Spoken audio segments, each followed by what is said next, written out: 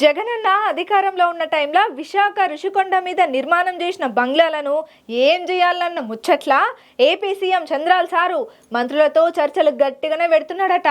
ఈ బంగ్లాలను నిర్మాణం చేసి జగన్ పబ్లిక్ పైసలను లూటీ చేసిండు. పైసలు మొత్తం వేస్ట్ అయినాయి. గీ పనికి మాలిన బంగ్లాల కోసానికి కనిపెట్టిన పైసలను వేరే అభివృద్ధి కోసానికి ఉపయోగం చేసిన ఫైదా ఉండు ఏపీకి. అంతా ఆగమాగం చేసిళ్ళు పోయిన సర్కారోళ్ళు అని మస్తు గరం అవుతున్నాడు చంద్రాల్ సారు. మరి సారు ఇంకేమన్నాడు అరుచుకుందాం పాండ్రి.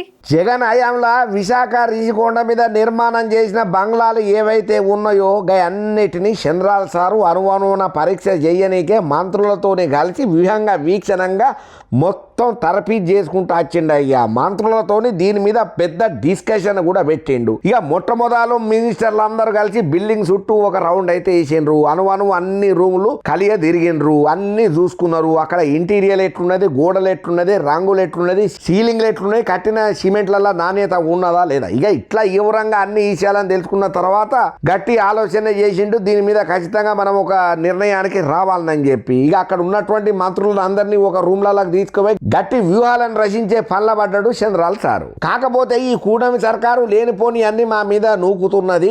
అసలు అన్ని కండిషన్ల మేరకే, ప్రభుత్వ ఆదేశాల మేరకే, ప్రభుత్వ పరిధిలలో అన్ని చట్టపరంగానే మేము ఆ బంగ్లాను నిర్మాణం చేసినామని చెప్పి వైసీపీ పార్టీలు ఊదర కొడుతున్నారు ఒక పక్కన.